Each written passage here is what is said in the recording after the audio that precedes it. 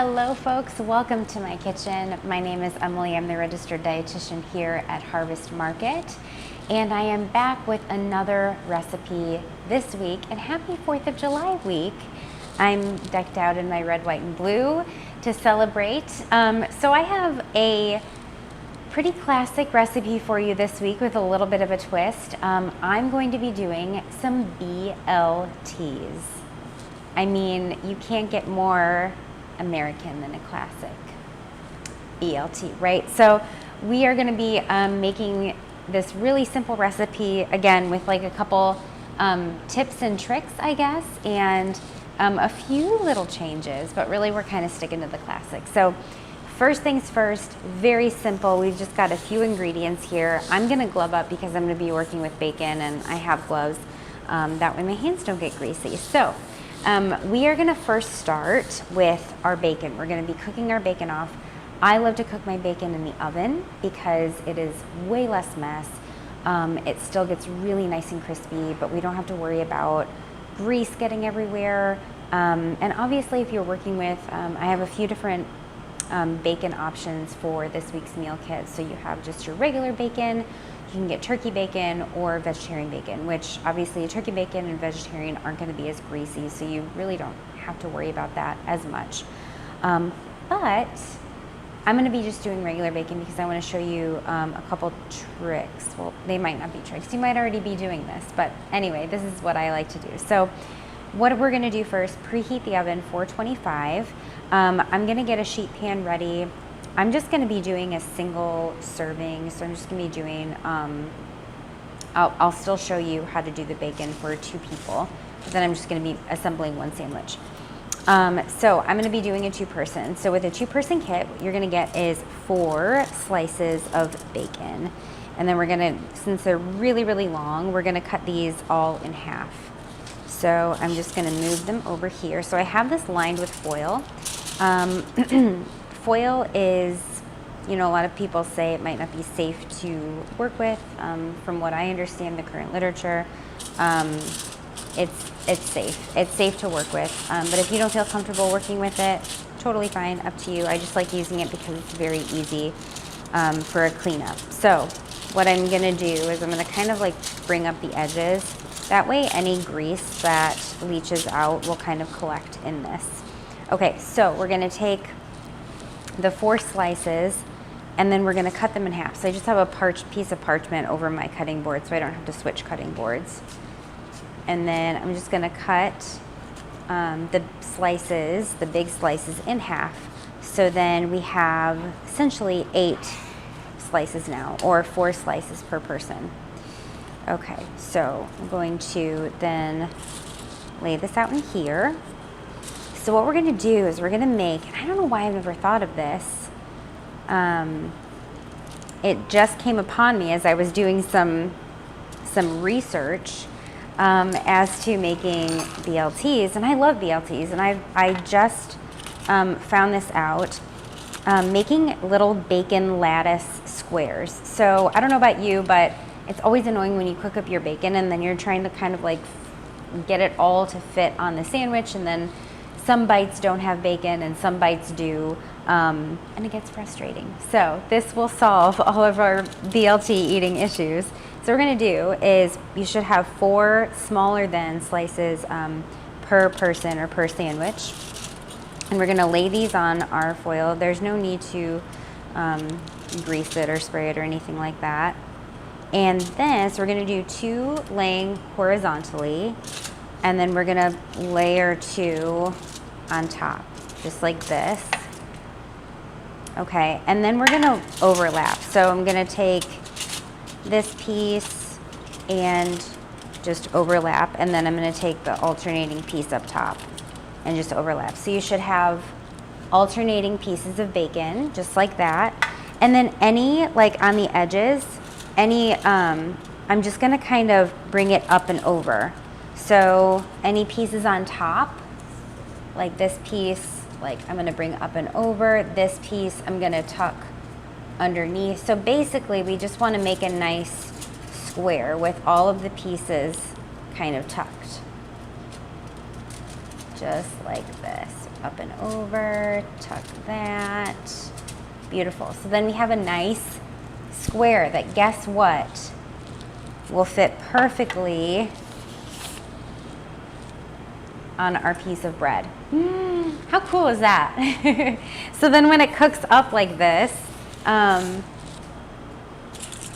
it's going to all kind of stick together and it's going to lay perfectly on our bread. So this is our little bacon lattice square. Do this with your remaining pieces. We're going to pop this in our 425 degree preheated oven. Now it's going to differ between ovens and per preference. So between 12 and 18-ish minutes. I know that's a long range, but I say that because number one, everyone's oven is different. Number two, everyone's desired level of crispiness on their bacon is different. And so it just depends. Check it at 12 minutes, see where we are. I like to flip halfway through to promote more even crisping. I like my bacon really, really crispy, so I'm gonna bring it to the closer to the 18-minute range. But again, just keep an eye on it.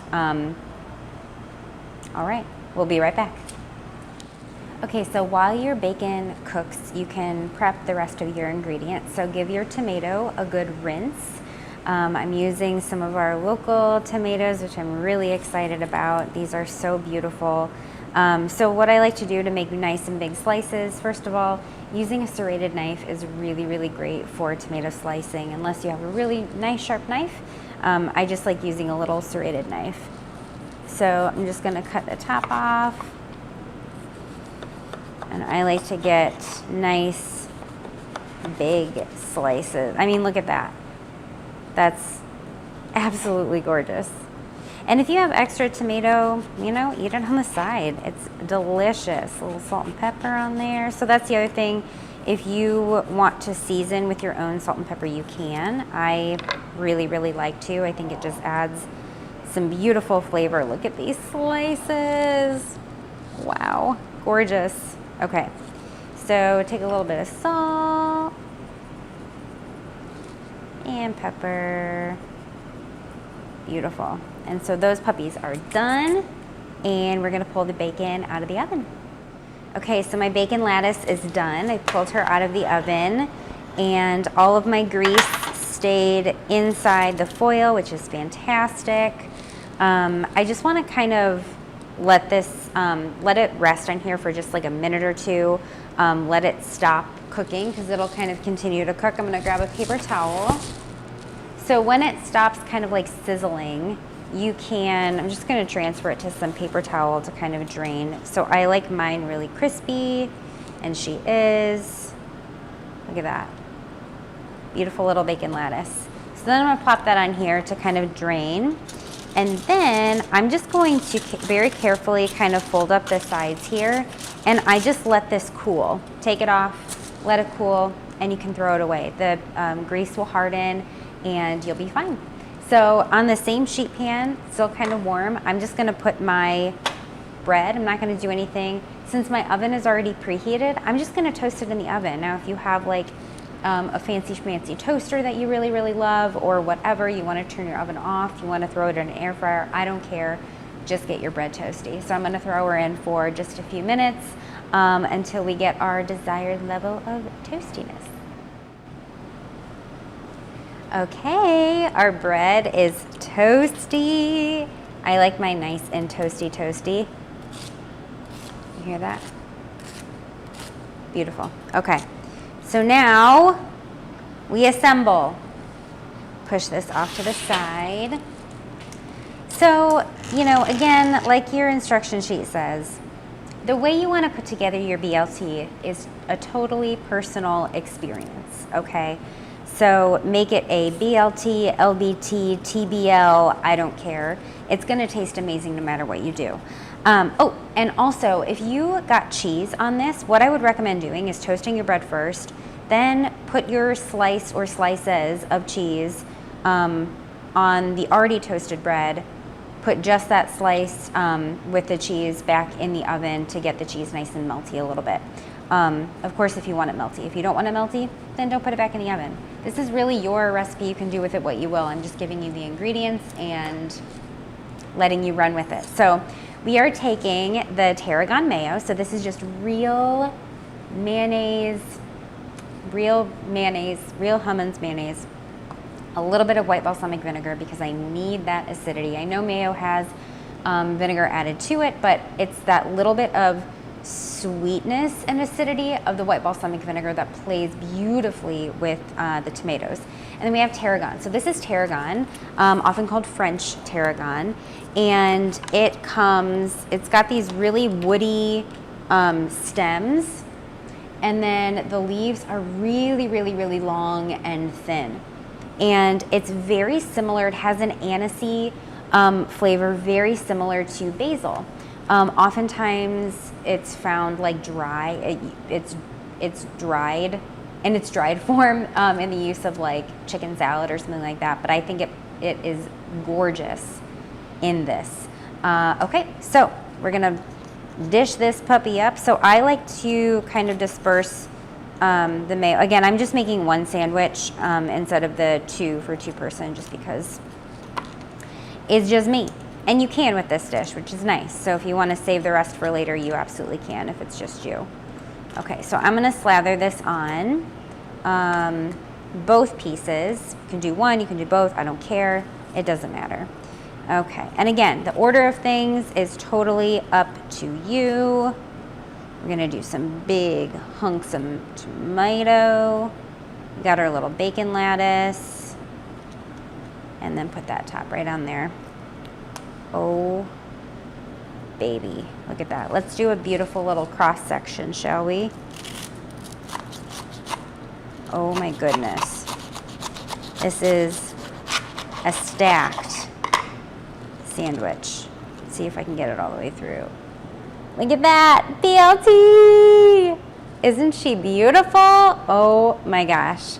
It's warm, it's toasty, it's beautiful, it's perfect for a hot summer day. Pair this with some watermelon or some corn on the cob or some potato chips, and you have yourself a beautiful little summertime Sammy. Thank you guys so much for joining me. I hope you enjoyed this recipe. I'll see y'all next time.